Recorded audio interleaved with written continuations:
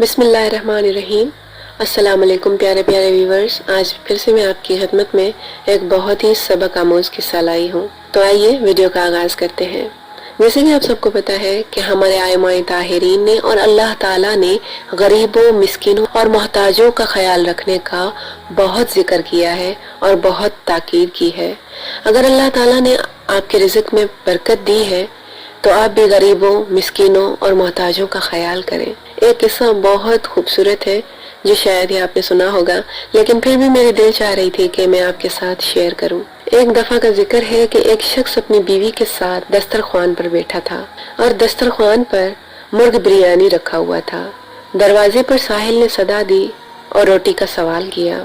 مالک مکان بڑی غصے سے دسترخوان سے اٹھا اور فقیر کو جھڑکیاں دے کر بھگا دیا، اور کچھ عرصے کے بعد وہ شخص مفلس ہو گیا اور تنگ دستی کی وجہ سے اس نے اپنی بیوی کو بھی طلاق دے دی، اور پھر ایک عرصے کے بعد اس عورت کی دوسری جگہ شادی ہو گئی۔ ایک مرتبہ وہ عورت اپنے شوہر کے ساتھ دسترخوان پر بیٹھی ہوئی تھی اور ان کے سامنے مرغ بریانی رکھا ہوا تھا، اور اتنے میں دروازے پر ایک سائل نے صدا دی اور روٹی کا سوال کیا۔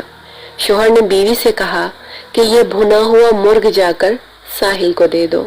عورت نے مرغ کو ایک برتن میں رکھا اور دروازے پر گئی، اور پھر دروازے سے روتی ہوئی اپنے شوہر کے پاس آئی۔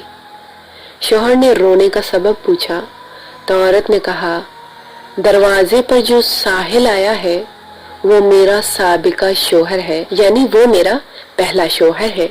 ایک دفعہ میں اور یہ آج کی طرح دسترخوان پر بیٹھے تھے اور ہمارے سامنے بھنا ہوا مرغ رکھا تھا کہ ایک ساحل نے دروازے پر صدا دی اور میرا شوہر ناراض ہو گیا اور ساحل کو دھکے دے کر بھگا دیا، اور وہ خود ساحل بن کر روٹی کا سوال کر رہا ہے۔ یہ سن کر اس کے شوہر نے کہا، اچھا تو سنو، اس دن تمہارے شوہر نے جس فقیر کو دھکے دیے تھے نا، وہ ساحل میں ہی تھا۔